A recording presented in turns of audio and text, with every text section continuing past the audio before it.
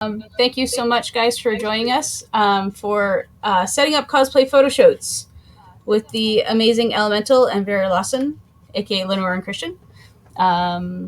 So take it away, guys. Hola! Hello. So I guess full introductions are always probably useful. So I'm Elemental Photography. You probably met me as Amanda. I was going by that for a while. I'm now Lenore. And I've been doing cosplay photography specifically. I've dabbled in a bunch of other things, but I've been doing cosplay photography. I usually like to say, since 2007, but I started in 2005. We just don't talk about those first 2 learning years. That's fair. My name's Christian. I have been doing photography for... My first camera was an SLR, not a DLR. That's how long I've been doing photography. I've been doing a lot of cosplay photography specifically for my wife now for a prolonged period of time. We've been married for like 11 years this March. So yeah, I've got some experience. And yeah. So we're hoping to talk about cosplay photo shoots specifically. And I suppose the main thrust of all of this is we are hoping you will ask us questions, because we can talk at you about many things for quite a while, but the theory of photography and the process of photography can... That would be my grandfather's okay. Just I had a moment of, is my alarm? So yes, we're hoping you will ask us questions. Please ask us questions to guide the topics that we're going to. Otherwise, we're just going to talk at you for a while, and we only have a very threadbare outline of what we want to touch base on, because we want to know what you guys would like us to emphasize, as opposed to just going on about, I don't know, resolution for 20 minutes. We're also a resource here, so if you have questions that you want answered for a different perspective on like how would you do this, or like does this matter as much as I think it does, we can provide a different perspective on that, so you can use that to learn and get better. But that only works if you're asking questions. Yes, please. Otherwise, like as panelists, it's so hard when your audience is silent. So yeah, I think we want to talk a little bit about setting up what you want out of a shoot, both as the photographer or as the model, and how to talk about style, how to talk about what your deliverables might be, and differences between like location shooting versus studio shooting. I do mostly convention shooting with a bit of locational shooting, and I think, Christian, you do a lot of locational shooting. I do a lot of locational shooting. I do a lot of studio shooting in my living room. I actually have some fabulous pictures that can show the difference between this is a living room and this is still my living room with a lot of set deck. It is, if you put the effort in, it is amazing how much you can get out of a small space. And when I say small space, I don't mean what photographers talk about on their YouTube channels, small space. I mean, a real person's home. Like, it's very challenging, but can be very rewarding with the results. Yeah, Coffee Shop is actually asking about how you did the photo studio, so that'll be something for us to go in on. Does anyone want to actually have us talk about how we book, or how to book a photographer, how to reach out to a photographer? Or would we like to just go straight to our first question? Okay, well, we got a yes on that. So I think we have slightly different. Christopher, do you do book shoots from outside folks, or are you mostly just shooting your wife? I have been meaning to move to that, but it's COVID times. It's been challenging. For sure. So I do mostly booked shoots. I definitely shoot my friends, but I'm ching. But I want to say a good 50% of the folks that I work with are theoretically online strangers at any point in time, or we mostly only know each other through the fact that I've taken photos of them before. So I build a portfolio. This is the first thing I will tell anybody. when they want to get into cosplay photography is you have to have something of cosplay to show other people, because there's been plenty of people who've taken advantage of cosplayers looking to get photos of themselves. So we tend to be a little bit more leery, especially if the aspect of money is involved. So take photos of your friends, take photos of cosplayers, build up a portfolio to show that you can do the work that you are advertising. And then I advertise through mostly convention channels. So convention Facebook posts or pages are really useful. I'll say, hey, I'm attending March TAC. Here is an example. Here are some examples of my work. This is what my cost is going to be. Figuring out your rates is a whole other conversation to be had. And then people will contact me. And one of the things that sets me apart from a lot of photographers is, for the most part, I do not pick and choose my models. If you apply to book me and you want a time that I have available, I will book you. I don't care if I don't know the series. I don't care if your costume was made out of hot glue and toilet paper. I don't care if it was bought on eBay. I don't care if it was rhinestone. Okay, I do care if it was rhinestone to the nines. Yes, please, I will shoot your shiny.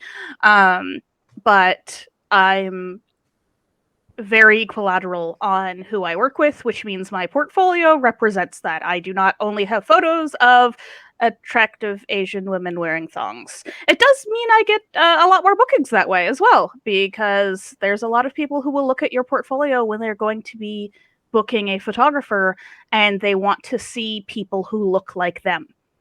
If your portfolio online is just the prettiest people you've taken photos of, it will pretty effectively neuter the folks who are going to want to work with you, unless they consider themselves equally pretty. And let's face it, most of us don't have that kind of self-esteem. The other thing with your portfolio, you want to show a variety of different work, not all like this is my angle, I shoot this angle. This is like my style of shoot, I always shoot this style of shoot. You want to be varied. So people are like, oh, like you can shoot like the bright and colorful, you can shoot the dark and moody, you can do the various different things that fit the various characters that you would potentially be booking. You don't want to just like, some people have a style that they always go with, and as long as you only ever want to shoot that, that's fine. But again, you're neutering yourself by not like having examples of other types of shots. Ziki, I know you're joking about being a photographer who only has one pose allowed, but I can think of 3 photographers that fall under that category, who I will not name and shame, but do exist. I mean, it's okay to have a signature, but don't just have that. Yeah. And yes, there is absolutely an aspect of photographers these days who approve cosplay. And I do not knock that idea, because you are choosing what's going to end up in your portfolio later, and it is your time and work. And cosplay photography is, generally speaking, incredibly undervalued, and most people are not charging market rates. And there's a lot of reasons to only want to take gigs that you are interested in. It's just not my shtick, and I do not find that rewarding. It probably also helps that I am not attracted to anybody I shoot for the most part. I am really, really ace, which means I don't find any sort of interest in pinup models or TNA shoots, which is definitely an aspect that things skew towards, because they get you a lot of views. Like, ignoring the titillation straight up, if you shoot a lot of gorgeous women wearing not a lot of clothing or with really nice assets, people will engage with your work. It's also, I'm sure anyone who's like gone into photography have seen every single online YouTube video, like, and here's my model, like perfect skin, mid-20s at the latest. I love my wife. She is my wife. I am in my late 30s. She's in her mid-30s. You have to be careful in what you do if you want to look her the best. And also showing that you can shoot different ages. You're not relying on the model to carry your work. I'm sure Amanda can list off a number of examples, Lord knows I can, of people whose work is not as creative as it could be and is being carried by the beauty of the people they're shooting. And I do love attractive people. Like, more power to you for being able to rock that. And hey, I mean, photographers want to work for you for much less or free, because you're going to give them eyeballs on their Instagram or TikTok or whatever the kids are into these days. I wish I wasn't saying that facetiously, or I wish I was saying that facetiously, and I am not. But yeah, not the shtick I engage with, and as a result, my portfolio has a much wider breadth, and also it means I never ever have problems booking for a convention. People know that they can come to me, and I will make them look good, and it does not matter who they are, what they're wearing, or what their experience it is modeling. So if you are looking to build a brand, or if you're looking to build a clientele, that is definitely something I recommend considering if what you are doing is enjoying the work. If you're just trying to make money, that's a different thing. Don't get into cosplay photography to make money. It's a bad gig. Make pocket money with your cosplay photography. That's a different story. Make some income. But if you're trying to become a professional cosplay photographer, you have a slightly better chance than becoming a professional cosplayer. I would argue against that. It's feel like there's like maybe actually name one professional cosplay photographer. Amy Malkovich, Riley, Chaz, And Camera that's Ninja. all they shoot ever. It's the majority of what they shoot, like vast majority. Yeah. I've forgotten. Camera Ninja does like editorial, but he does a bunch of cosplay stuff, and he's charging good. Like these are also the people who are charging like proper market rate for what they're doing, and they've built their market for it. Like I said, I think you have a slightly better chance, i.e., struck by lightning as opposed to eaten by a shark. You're still not likely to succeed.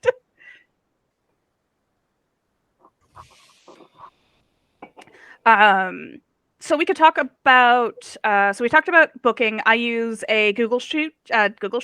So everything gets populated into an Excel, and I just email everybody and go, "Hey, you wanted to book for 4:00. 4:00's already taken, but I've got 3 and I've got 5. Which one are you available for?" I slot everybody in. I keep actual schedule. Please, if you're booking for running around at a convention, plan your breaks. Don't do what I've done and forget that you need travel time between shoot A and shoot B. You will regret everything. Remember to eat. Many of my friends can attest to that. And if you were doing locational shoots, what I usually end up doing is I get contacted for somebody who says, "Hey, I'd like to take photos with you. I've got a Witcher costume. A group of friends of us are doing it. When are you available in July?" And then we'll have a dialogue back and forth about where we'd like to shoot, how much it's going to cost, what our time frame is, how are we getting there, because I don't drive. Those are all things that you have to consider.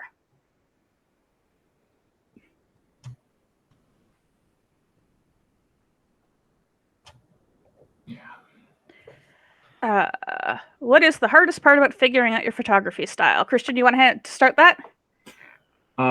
Sure. Personally, my style tends to be the more of a lighter edit style. I think towards a little more realism. I see a lot of people whose style is like blow it up, like super bright, super smooth, and that's what they want or to produce. It's not what I want to produce. Maybe it's because I'm older. I tend towards like I want people to look good. Generally, when I'm trying to put together a picture, I'm trying to make people look like they've had that decent night and sleep that they haven't had since they were teenagers, if at all. It also like my style kind of varies depending on the shoot. Like I like shooting varying styles depending on the character. Like it makes little sense to put a proper like pretty Disney princess in a really dark setting. That's a shoot you could do, but like generally people like, what are you people looking for when they're booking their pictures? Like it's something that kind of develops over time, and you have to look at what works for you and what you want to produce. If you're like, I'd like that image of mine. What did I like about it? I liked these elements about it. I want to continue doing those elements. It's not like we wake up one morning and go like, this is my style now, and that's it. It's an ongoing process, and if you track through people's portfolios, you can probably date the pictures and see the evolution over time. Yeah, you could definitely see that through my work, because my work's still online and available. You can, my website doesn't exist anymore, but DeviantArt and Tumblr and my Facebook. You can see things. I am unusual for most photographers I've interacted with. I shoot because I enjoy making cosplayers happy. I do not view what I am doing as art. I know it's art, and I know I'm an artist, but I do not think of the work I'm doing, generally speaking, as composing art. I am not painting with my camera. And a lot of the established photographers and the ones who have like very clear styles, that is what they are doing. They are creating art, and every piece that they want to create is a vision that they are trying to have come to life. And what I am trying to do is document somebody's costume so that they have photos of their costume where they look awesome and look like the character. So my style is almost always influenced by the series that the show or that the costume is coming from. I will usually Google, if I don't know it personally, I will look up the series. Watching music videos, anime music videos, or fan music videos, super useful for getting an idea of the tone of a show, especially like color grading, shadows, light, all that sort of stuff, without actually having to watch, a season of the show. It gives you a very condensed look, very useful. So I will almost always take my editing cues from there. So how I will shoot and edit Gurren Lagann is very different from how I will shoot and edit Silent Hill, is very different from how I will shoot Disney princesses. Even though at the end of the day, what I'm still trying to do is give people high quality archives of, hey, I did this thing and I looked pretty cool. And so my editing style is also a little less on the like making everything plastic and perfect. My adjustments are more things like, removing the bags under somebody's eyes, and hiding safety pins and that sort of thing. But I don't ever want to Photoshop something so that it looks like it just came out of the render, the video game, the screen, because it would be not true to what was created. And like when I approach shoots, there's like I personally find two separate ways of doing it. You can either like try to capture or create that artistic moment that you were talking about earlier. Like, this is the vision I have. There's also, you can provide the environment for which lightning can strike. Like, you get everything set up, but then you count on the model to bring their own vision of like what they want in their costumes and the characters that they're usually more familiar with, because I do not have time to keep up with anime anymore. And you can get some amazing shots that way. Maybe like a little bit of nudging, like, oh, that was great, but just a little different, and it'll be even better. But you can either try to force people into a mold of your own creation, or create an environment in which their natural beauty and ideas can flourish. And that's like two different ways of approaching a photo shoot. And generally, I'm sure Amanda would agree with cosplay, you want to kind of promote the second one, where the people are expressing themselves, because you'll get better pictures because people are more natural, they're happy, it's more organic, rather than like your average cosplayer is not a model. They don't necessarily take direction the way a model would. And not because they don't want it, just because it's not their job. They don't know. It takes hard. A lot of work to learn how to teach somebody to pose. I have an entire panel that's just how to pose, and it could be 2 hours long. I rush through it at one. It is very hard to learn how to respond to posing instructions, and the models I work with the most definitely are the ones who have the most experience and can respond the best. We did get a question about shooting groups or singles. I do not have a preference per se. I would be more interested in a group if they were all in simple costumes, and a single if it was complex, than a group of complex costumes and a single person in a simple costume, just because finding space to put a bunch of really bedazzled ball gowns in interesting poses, very difficult. A bunch of kids in streetwear or tuxes or gym uniforms, way easier to pose and do fun things with levels and that sort of thing. Well, the other thing also is when you get large groups like that, as a photographer, I'm trying to keep my eye kind of on their costumes, because things get flipped inside. Like, things happen when you move, whatever. If you have an assistant to help you on that, that's amazing. Doesn't always happen though. I'm often shooting with like myself and my wife, which means like I'm trying to keep a tab on like, is this the proper way? Did this get flipped when she adjusted? And it can be challenging with one person. A group just multiplies that difficulty. And you're trying to produce the best images of their costume for them to take away with. And the more things you fix in real life is less things you have to fix in post. And I Never ever say you'll fix it in absolutely post. hate the phrase "I'll fix it in post" because no Oh, one ever it's does. hell. It's hell. Oh, I do. And I regret every No, moment of it. there- Why there's- why did I say this? Why did I agree to this? I like to say that "fix it in post" is a 4-letter phrase. Yes. So we got a question about what are the things you think about when you're choosing a location to shoot in that cosplayers won't necessarily think about. I have a long answer for that. So Christian, do you have thoughts for that first?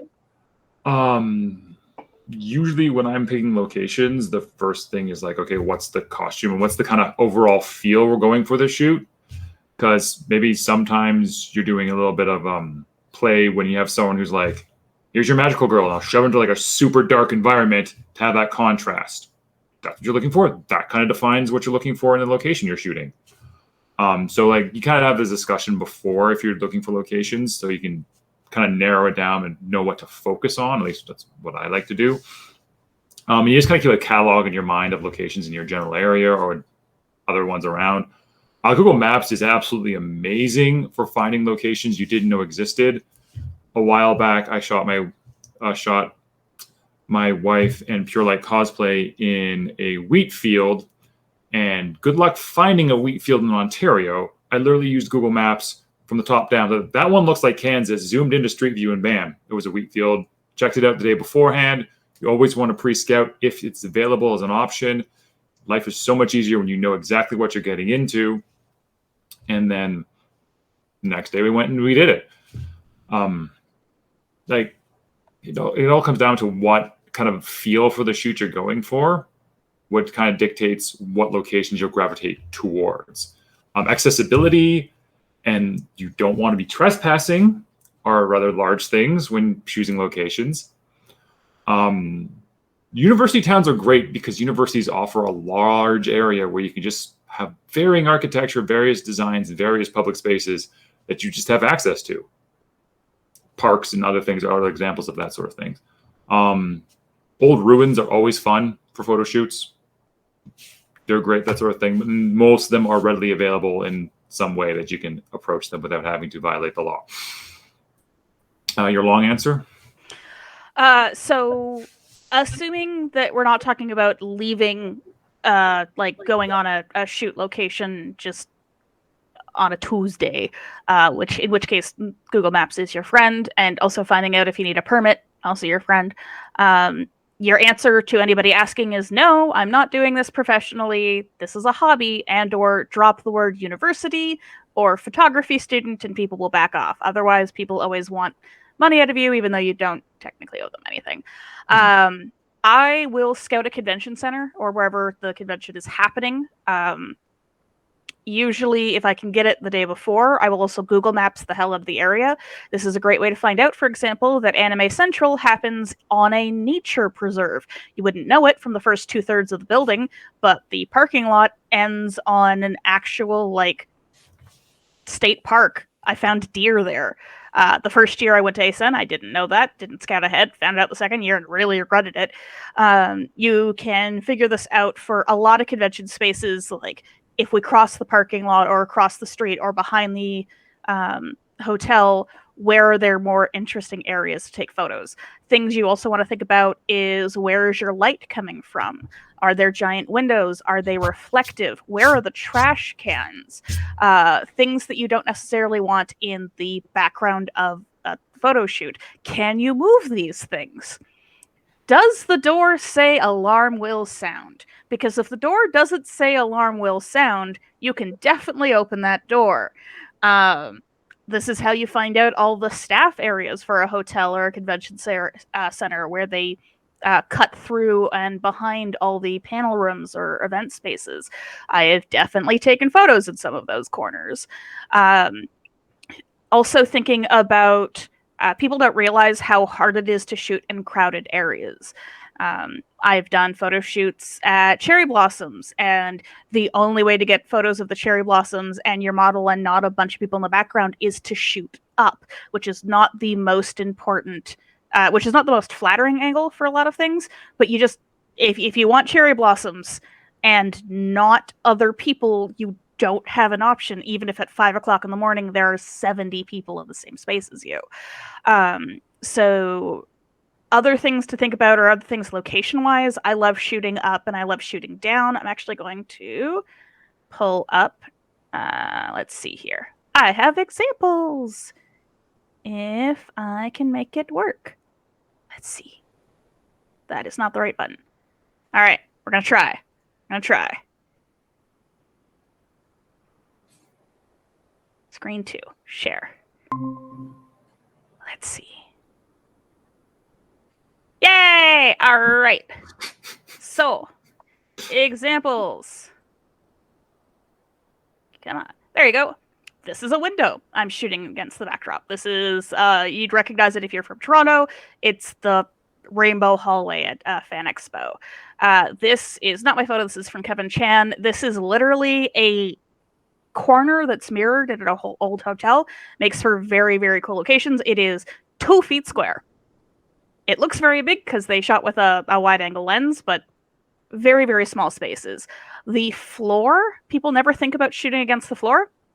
Super useful location. You get some very interesting textures, very interesting things with the carpet. Same thing for just shooting straight down. This is Amelie Photography, I believe.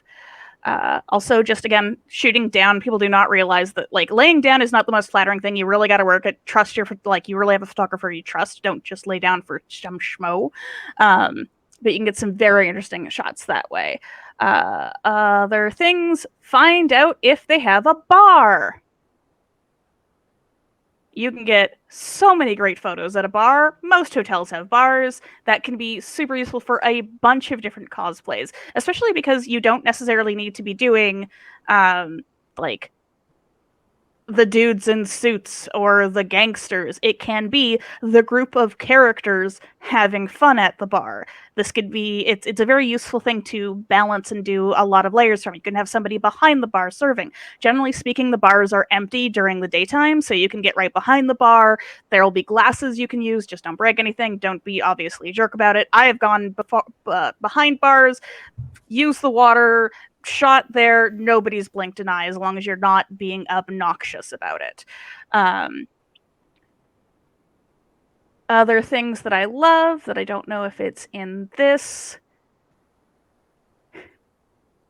Elevators. Shot in elevators so many times. This photo is unfortunately very tiny. It's quite old. But yeah, elevators can make some really good location shots for convention spaces. This is the find an elevator that is not in use. Please don't take the elevator from people who need it. This is in a parking garage across the street from the convention. And staircases. A lot of people do not realize how incredibly varied staircases can be for you in spaces that are not in straight use. Don't block actual traffic. And then also find out where there's construction. I have an entire series of photos that I have done in construction areas. There's almost always something at a convention that is boarded up, roped off, or being worked on, and they make fantastic backgrounds for so many different styles of shooting and so many different styles of characters.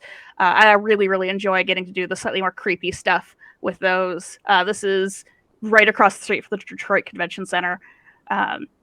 Same idea. There was just an area that was roped off because they were tearing it down. Scout your location. Don't think you just have the options of like the convention hall, the hotel hall, the front of the lobby, the back of the parking lot. There are so many more options for you. Also, check bathrooms. I don't have any examples of this, but I shoot in bathrooms a lot. If you find corners that aren't currently in use. And also look at tables for reflective surfaces. A lot of people don't realize tables at conventions tend to be marble or glass and are really, really good for doing some fun reflective stuff because they actually spend a lot of time polishing those every morning. So you can get some cool stuff. So that's my long answer. Look up, look down, look where other people aren't, and don't shoot in places where there are lots of people. This is also the Nature Preserve at Anime Central in Chicago. And you cannot see it because they ran away before the photo, but there were literally a family of deer directly behind my model just before I got this photo. Well, the only other thing I would add is when you're scouting, you should bear in mind where the sun's going to be at what time of day. Oh, yes. There's actually apps available that will actually show you physically on your phone screen in like AR where the sun would be at a certain time, which can be very useful if you're like planning an in-depth sort of shot. It's more of bear in mind that if you want to shoot in one direction, the sun's going to be like directly setting behind you.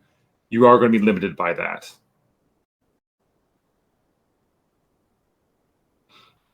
That's one more thing to bear in mind. For removing people from reflective surfaces, it's all about angles. It's trying to get them to be not in the shot in the first place. If your stuff is in the reflection, you're already half doomed. I spend a lot of time standing on my toes and angling down or getting very low, standing to the side. Remember that reflections are always a straight line, so you are never going to be shooting a model in front of a mirror where you are. You're always going to be at an angle. And my biggest problem is I often work with an off-camera flash, so then I also have to balance not only me not showing up in the reflection, but my flash not showing up in the reflection, which involves often making sure that there is something blocking the reflection of the flash so that the light hits my subject, but the flashlight doesn't exactly hit the mirror. But I often shoot with a support crew, at least one other person, so that helps a lot. The other option, depending on how kind of setup you have, one shoot I actually put on a balaclava, all black. It was a night background through our reflective windows just to diminish my presence because we needed that specific shot. You can do things to reduce your noticeability and make it. It's basically how they shot the doorknob scene in The Matrix. They threw his coat over top of the film camera. If you cover it up so you blend into the background, suddenly you're no longer there. It is an option. It's not the best option, but it is one you can use. Yeah, also, if you're planning on doing cosplay photography at a convention, do yourself a favor and don't cosplay. Or make sure your cosplay is something very, very easy, like a Team Rocket grunt, not an actual Team Rocket member. Don't bother with the wig. You are going to overheat. You need to be able to move a lot. You need to be able to crouch and get on the floor and bend in weird ways. And your costume is going to get dirty, or it's going to rip, or it's just going to overheat you. Unless you have a costume that is as close to real clothing as possible, shooting in costume is not a fun time. The other thing is I've spoken to a lot of models who do not appreciate when their photographer is in costume because it distracts them from the work that they're being paid to do.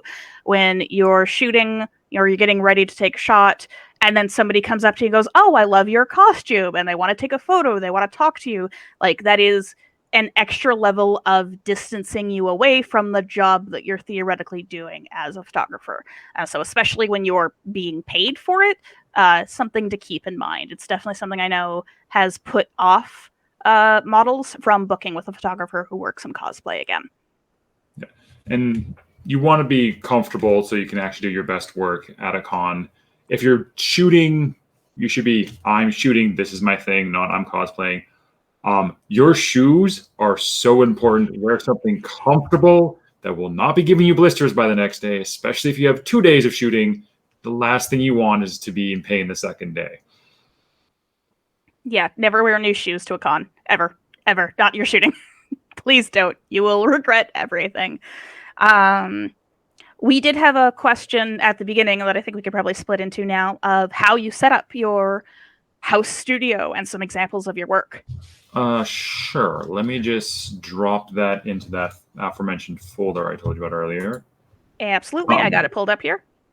So since it's my house and I can do what I want to it, we actually put curtain railings up on the back wall and the two side walls, so we can just drape things whenever possible or we want to, which helps. And Yeah, I've done some studio shooting and I've done some setting up my apartment to shoot in, but it is not my wheelhouse. I like doing No. it, but renting locations is expensive. I do not have enough space in the house to do it on a regular basis. I have too much stuff. Yes. Well, renting locations, if you're shooting with people, is a cost you can pass on to them, which may deter people from booking that particular shoot because, as a general rule, cosplayers be poor. So here is. Where are you? I'm going to pull up the example and then I'll show you what it is an example of. Yeah. You can also, I think, present if you don't want to just dump it into the thing. If you click present in the bottom of the Google window. Oh, sweet. That's much easier. Present now.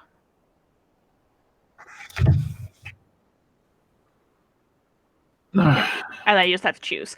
And yeah, definitely, we totally tested this in advance. I mean, we did, but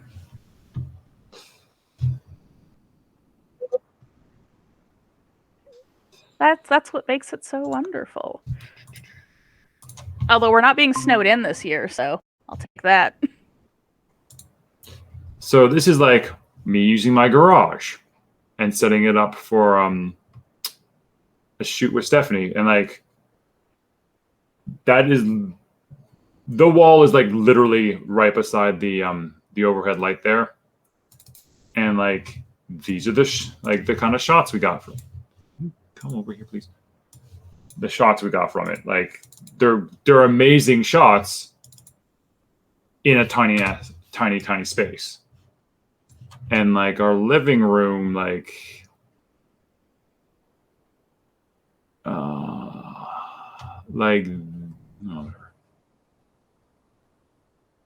this is literally our living room. You can see the railing there, but it's like every single piece of pillow we have covered in fabric from my wife's stash, and it just transforms the space. And this looks like this is done in like a studio you have to rent. And just being creative with the materials you have on hand already. And renting studios obviously is an option, but they do get very expensive very quickly. Yeah, we're actually very lucky. Toronto has a plethora of studios to rent. That is not the case in most other cities.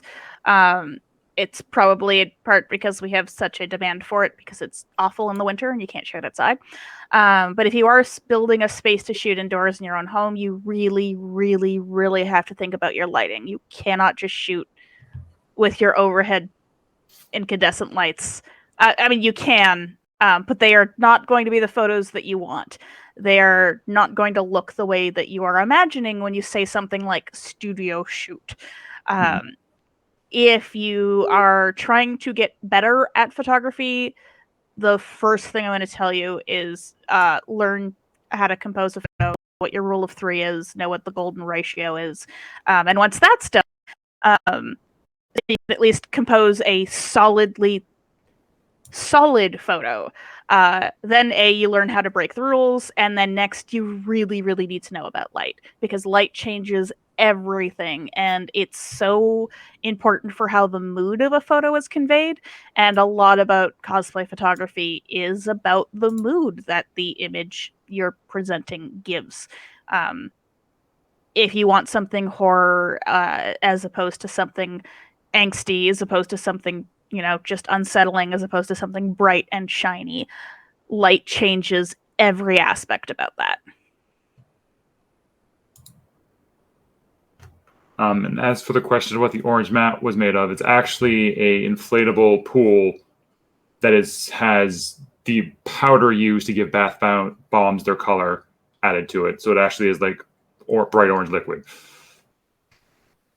It's a cool choice for coloring the water. I would not have thought that. And also probably less stainy. Well, it also means that like there's depth to it. I didn't pull it, but I might be able to find it. You can also, I have some really nice pictures of a black bath and a tharja.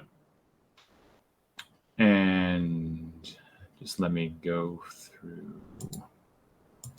The rule of three, in case anybody's wondering, is when you divide an image up into 3 sections vertically and 3 sections horizontally, your interesting stuff should be happening at the cross sections. Whether that's where people are, whether that's where you're putting somebody's eyes, whether that's where you're aligning things like trees and pillars, that's what your rule of 3 is. The golden ratio is something, something, something. There's a spiral. I can never remember it. So the way the golden ratio works is you take a rectangle and then you cut it into 2 pieces, and one's a square, and the leftover rectangle is half the width of the square. And then you just keep on doing that, and somehow it magically makes your picture better. And that's literally all I know about it. Yeah, the golden ratio is one of those ones that I know intuitively, so people can take my photos and go, look, it fits the golden ratio, and I go, great, awesome. But I did not properly learn that one. Rule of 3s is the one that I honestly just use for the majority of my basic composing before I start tweaking, because even an average photo, if composed properly, will look good. But an average photo with bad composition just looks like... You know when you hand your friend the camera and you say, take a picture of me? And then when you're done and you get the camera back, you vaguely wish that you had just found a rock and you'd done the timer because it probably would have given you better photos? That feeling. So, yeah, just to take it back, this is like what I mean. This is black dyed water that I shot with my wife. And That to is so actually cool. help with, I might, if I remember how to do this.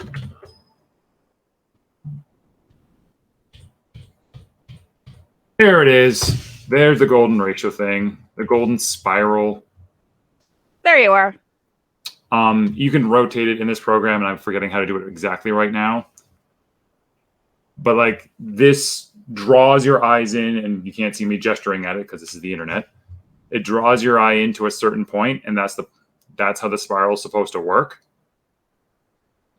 And you don't have to use Lightroom. I choose to use Lightroom, but it has overlays to help you recrop things. So like shoot a little bit wider and then crop it in to hit these ratios of the rule of thirds and such to make your composition better. If you shoot a little bit wide and you have the time and remember to readjust it later, you can improve a picture that was close, but now it's golden.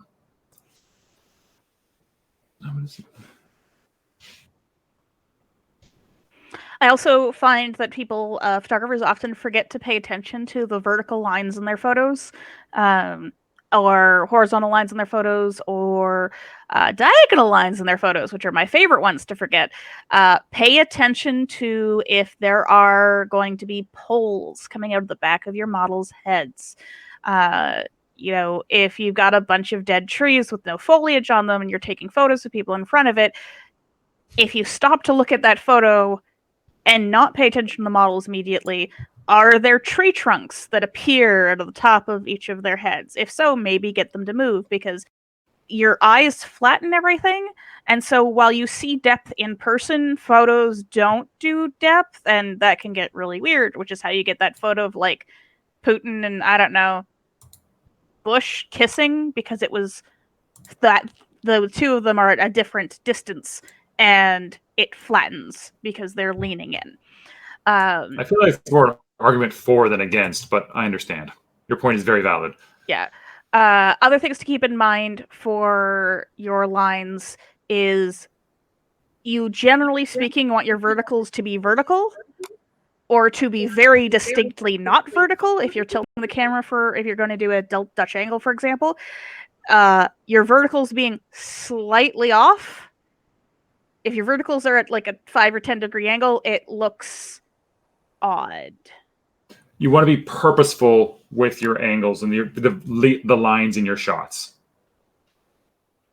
Yeah, I will often try to make sure that my verticals are truly vertical, and also look at where your leading lines are going to be. So if you've got, say, railings, I shoot a lot with railings or ceilings and intersections there, you're going to want to try to get them to actually disappear into the corner of your frame as opposed to slightly further down. It draws the eyes actually from those corners straight to your model, as opposed to having something that truncates halfway down the frame, just looks less intentional. So I find that's really, really useful for drawing the eye and making things look graphic, especially for like manga stylization, anime stylization. And I had another point, and it went away. I was going to add that when you're doing any sort of composition, like to keep in mind with the pole of people's heads, you also want to keep it as clean as possible. You just like anything, objects, distracting objects in the foreground, background, things that like look like unintentional, distract from your picture. Like I will present it now. This shot, which I love, of my wife that we took last winter, and it should be coming up. And I would have preferred to remove the little bush over here in person, but that thing was not coming out.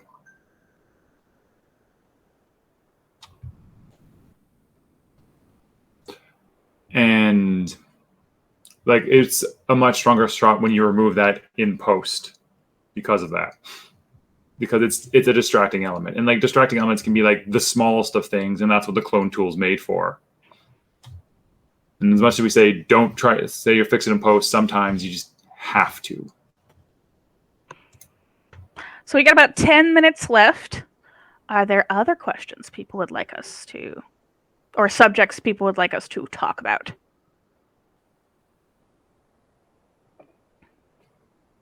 As I wait for the caffeine to kick in.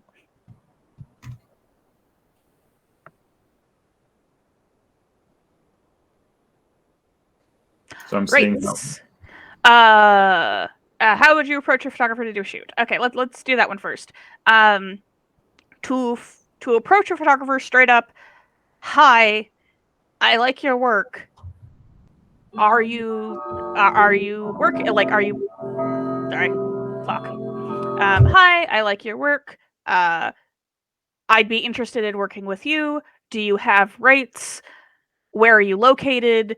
Generally speaking, find out if they're local to you or if they're attending a convention. If you're looking for a photographer, I will often look at galleries for that convention. Like if I want to find a Katsucon photographer, well before Katsucon, I might look at galleries that were posted last year and go, hey, you did Katsucon last year. I'd love to work with you this year. Will you be attending? Are you booking? What are your rates? Never assume a cosplay photographer is going to work for free, and always have a conversation with them right away. Is this for free? Is this a trade? Is this like set up an expectation the minute you start talking to them? When are you expected to get photos back? What kind of photos will they be? How are they going to get delivered to you? Always, always, always get a written statement of some sort. I know photographers who use contracts. I don't quite yet. I have not needed to worry about that per se, but I also do a lot of communication before, during, and after the shoots, so everybody's on the same page and you know exactly what you're getting from me when you book me in the first place. It's my contract is basically my booking form. You read everything you're going to get before you decide you're going to sign up with me, because I want everything on the page to begin with. But do not hesitate to reach out to somebody and say, hey, I'd like to work with you. When are you going to be in my area next? Because the worst they're going to say is, I'm busy. Yeah. And when working with a photographer, but anything really, is managing like expectations. Like, what do you want out of the shoot? How many pictures? How do you want them edited? How heavily you're expecting it edited? As you mentioned, when are you getting it back? I'm sure we've all either experienced or heard the horror stories of people waiting over a year to get their photos back from a cosplay photographer at a con and things like that. And everyone's happier if everything's clearly defined before you even start. And that includes how much it will cost as well. So what a shoot with me looks like. You book me, you tell me what you're wearing. I make a specific statement of, if you're going to change your costume, please let me know within like 2 hours before the shoot. I need to do research. I will research the series in advance. That usually involves reading the Wikipedia articles, and then watching a music video or two. That gives me a sense of tone, character interactions, and lighting and themes. Those are all I'm really looking for to shoot. And also, like, oh, we're shooting Mugen and Nezuko. All right, they have an antagonistic relationship. Got it. I will then meet up with my models and be like, hi, this is great. We're going to move to this location, because I will always meet you in a place that is convenient to actually find at a convention center. We'll be next to the Moose. We'll meet at the Moose. And then we'll move to the location I've scouted out in advance. We're going to go shoot in the garden across from the Moose. Great. And then I'll be like, all right, so I looked at the series. I'm not super familiar with it, or I've only watched a couple of things. I know that your characters are enemies. Is that the vibe you're going for? And then I'll be like, no, actually, we roleplay these characters, and this is based on our AU fanfiction where they run in a coffee shop, except they still wear feudal Japanese clothing. And I go, great, no problem. Got it. And not making most of this up. I'm just changing the names to protect the innocent. And then we will sit down, and I will usually start by taking some basic photos. I will set them up completely. Both you two stand here back to back. I refer to a lot of my poses by tropes, which makes people A, feel a lot more comfortable about what they're doing, and B, I crack a lot of jokes so anybody who's not familiar with shooting can feel a lot more relaxed, because I make it very, very chill. So I'll call it, all right, we're gonna do the buddy cop pose. You know, you're back to back, your arms are crossed, you're the movie cover, and we'll take a couple of photos, and then I will show them what those photos look like. That's, as a photographer, your instant icebreaker, because then they finally get to see, oh, hey, this person knows what they're doing. They like this photo, and they also, this instant moment is where they go, oh, crap, my headband is under my hair, and it's supposed to be over my hair, and we fix that before we've shot, for 20 or 30 minutes. And then we will do, I will usually have, like, I have a set of poses and interactions and things that are just already in my head from the years of work. So I'll pull a bunch of those down, get everybody set up, shoot that for 10, 20, 30 minutes, constantly showing them the photos in the back of the camera so they get an idea of what they look like, what they like. And this is the part where I'm like, all right, so do you guys want to do more X or more Y? And this is, at this point, they're usually comfortable enough with me to speak up, which is also the huge thing. It's very hard to get a model that is just starting to work as a model for cosplay, or who hasn't worked with you before, to vocalize opinions, because they think you know what you're doing. And you do, but you cannot read their mind. So getting that like 20 minutes of work through is where then they can say, okay, well, I'd really love this photo. I'd really like to get a photo like this. And they're much more willing to vocalize it and explain what they want. Cosplayers will also bring me references like, hey, we want to get this pose from the opening, or we want to do this fan art or something like that. My goodness, your cat loves you. And so those are fun. The problem with people bringing references is when they do not understand that this is a drawing and you are a person, and never the twain shall meet. I can make it look like this, but I cannot make this happen. This person is 8 heads long and weighs 60 pounds dripping wet, and is contorted is contorted 360 degrees around something. You cannot do any of those things. It is not going to look the way you think it is. Let's try to get close to that. And that's probably my biggest struggle, is getting people to understand that I cannot make them look like the cartoon.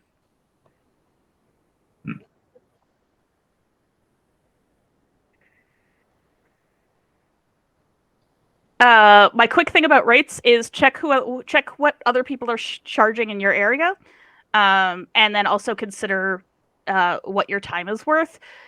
You are definitely worth more than what everybody is charging, but will people pay it?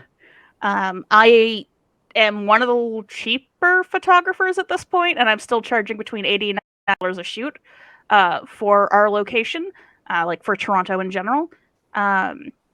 And I know folks who are regularly charging $200 and $300 for a shoot. Photography is starting to get more mainstream and starting to get better received. People are starting to budget for it, but that does not mean cosplayers be poor.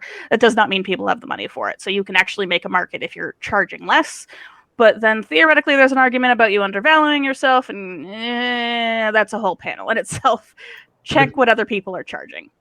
The best thing I would recommend especially when you're starting out, like you don't want to charge too much because you're an unknown element. Set your rate at something reasonable compared to what other people who've been doing it longer have been charging. Then include a discount on the contract or agreement or whatever. So like, oh, I think it's a special con rate, like our special discount rate. So they know this is what it costs normally, but right now it's less. Because you don't want to devalue your work, but you still especially when you're starting out, you have to a degree take a little bit of a hit because you're an unknown element. Yeah. This is what cosplayers are paying the photographer for shooting. Generally speaking, photographers don't pay the model unless the model is super well known. I think like Jessica Nigri charges, I think, for working with some people, but she also gets charged. It really depends on what the relationship is there.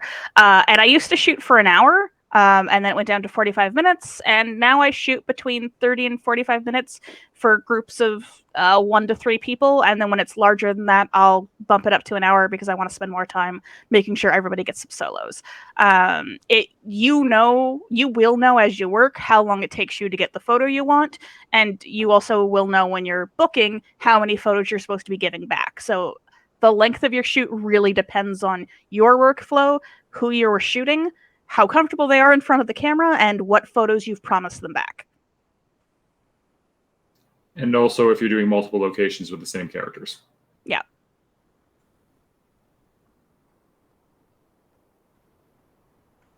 For your friend, I don't know, if she spends an hour with you, it's so hard to say. It's so hard to say what somebody's work is worth.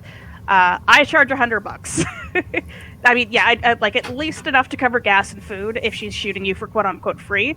And then maybe have a discussion with her about what she would like and what she thinks her current work is worth. Because a lot of people who are starting out, would be happy with $25 as this is just paying for the next part of my gear. And yeah, that's about it. I would also add that when you're figuring out how much to charge, don't forget that it doesn't end right when the photo shoot's done. You still have to process, to a degree, those images and get them out. So don't forget that you're spending time doing this at home on your own, and it should be budgeted into your costs. I'm going to interrupt and say thank you very much because I think there are calls we're going to get kicked out. Yeah, we're about to... No! Damn you, Google, with the silly time thing. Anyway, thank you so much for that panel, Christian, Lenore. That was great. We really, really appreciate it.